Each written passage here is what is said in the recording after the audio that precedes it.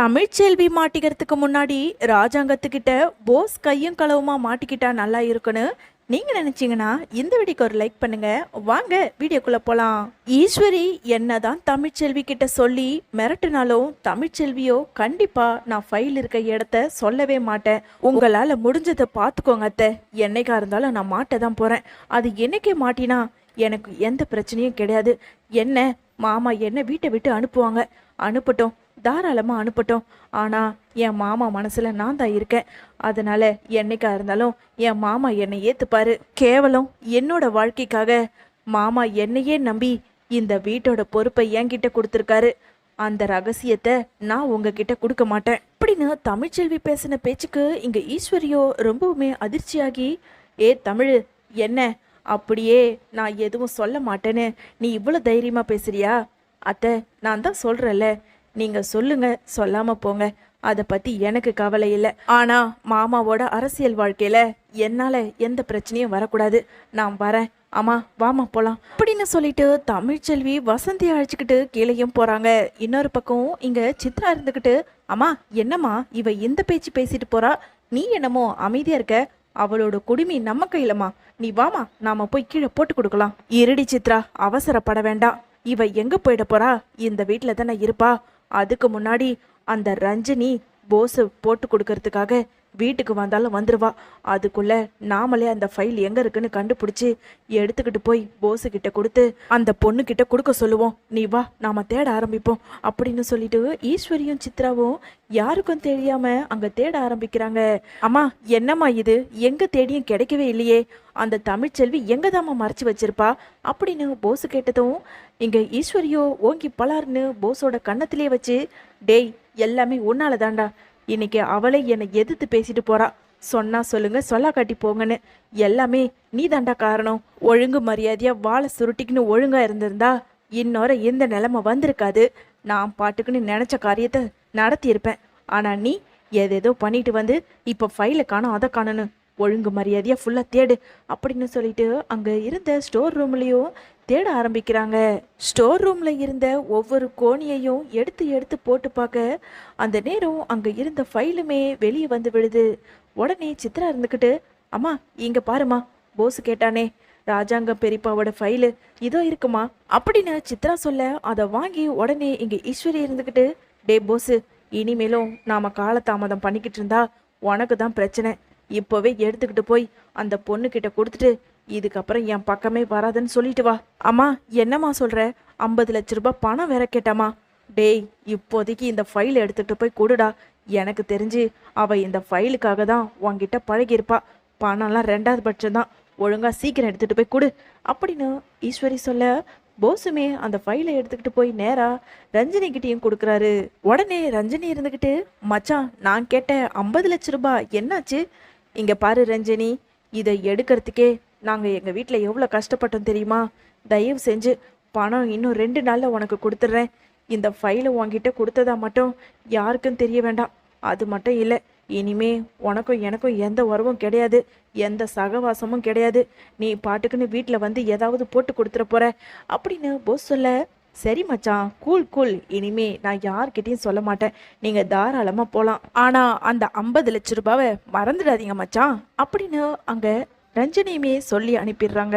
இன்னொரு பக்கம் அங்க தமிழ்ச்செல்விக்கு வளகாப்பு பிரம்மாண்டமாவே ஏற்பாடு செஞ்சுக்கிட்டு இருக்க அந்த நேரம் ராஜாங்கமே தமிழ்ச்செல்வி கிட்ட வந்து, தமிழ் நீ ஆசைப்பட்ட மாதிரியே டாக்டருக்கு படி, நான் உன்னை படிக்க வைக்கிறேன், சேது இது வரைக்கும் அவனுக்குன்னு எதையுமே கேட்டதில்லை, அதனால அவனுக்காக உன்னை நான் டாக்டருக்கு படிக்க வைக்கிறேன் அப்படின்னு தமிழ்ச்செல்வி கிட்ட ராஜாங்கம் சொல்லிக்கிட்டு இருக்க உடனே ஈஸ்வரி இருந்துக்கிட்டு, ஏன் மாமா எதுக்காக இந்த முடிவு எடுத்திருக்கீங்க, அப்போ எங்களுக்கு இந்த வீட்டில் மரியாதையே கிடையாதா, நீங்க சொல்லிதான் என் பொண்ணு சித்ராவும் படிக்காம இருக்கா, அந்த தாமரையும் படிக்காம இருக்கா, ஆனா இவ மட்டும் இந்த வீட்டில் டாக்டருக்கு படிக்கணும், நீங்க சொல்றதெல்லாம் கொஞ்சம் கூட சரியில்லை மாமா அப்படின்னு ஈஸ்வரி சொல்ல, இங்க பாரு ஈஸ்வரி, நான் ஏதோ முட்டாள்தனமா முன்னாடி இந்த மாதிரி படிக்கக்கூடாதுன்னு ஒரு முடிவு எடுத்துட்டேன், ஆனா இப்போ சொல்றேன், உன் பொண்ணு சித்ரா படிக்கணும்னா தாராளமாக படிக்கட்டும், இனிமே இந்த வீட்டில் பொம்பளைங்க படிக்கிறதுல நான் எந்த தடையும் சொல்ல மாட்டேன் அப்படின்னு ராஜாங்கம் சொல்லிக்கிட்டு இருக்க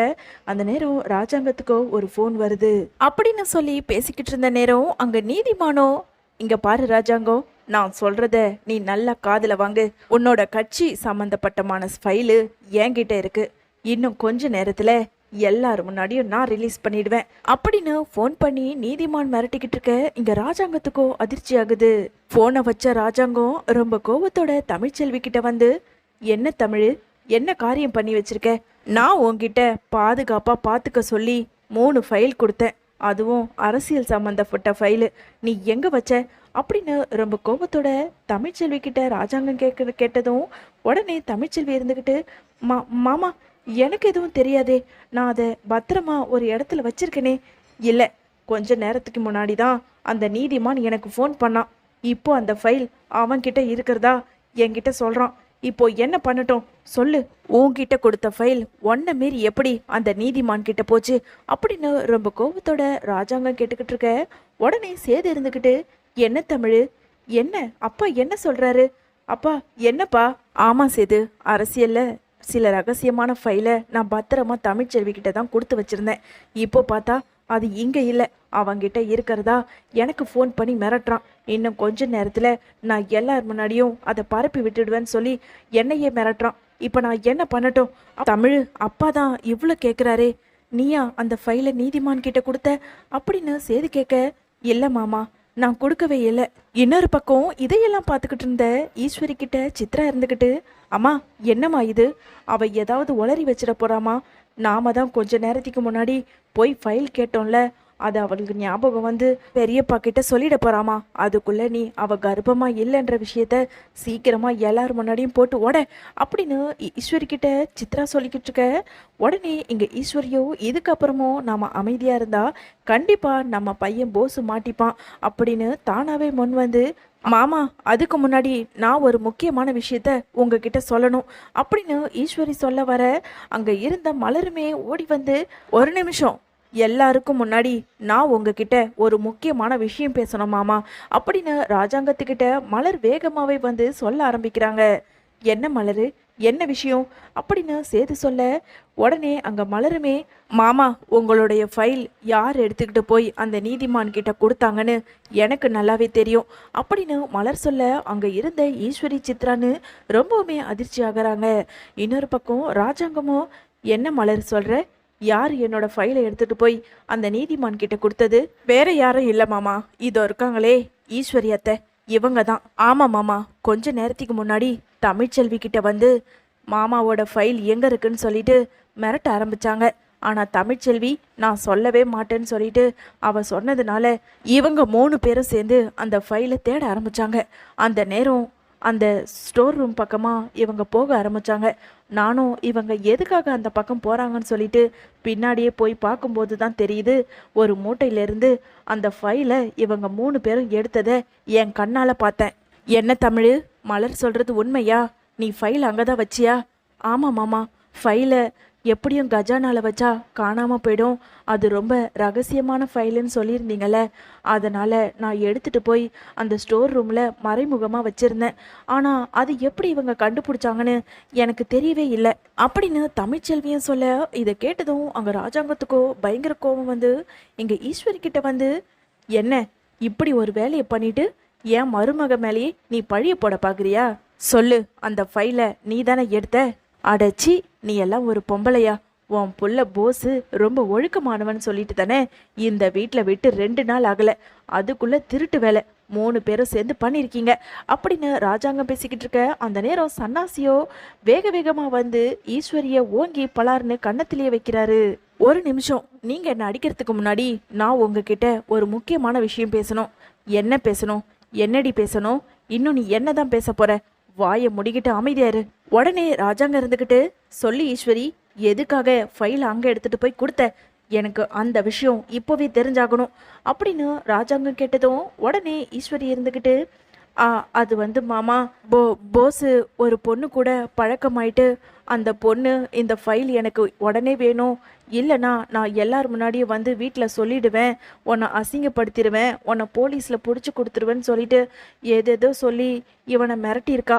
அதனால தான் பயந்துக்கிட்டு எங்கே என் புள்ள மறுபடியும் தோட்டத்துக்கே போயிடுவானோன்னு ஒரு பயத்தில் அந்த ஃபைலை எடுத்துக்கிட்டு போய் கொடுக்க சொல்லிட்டேன்.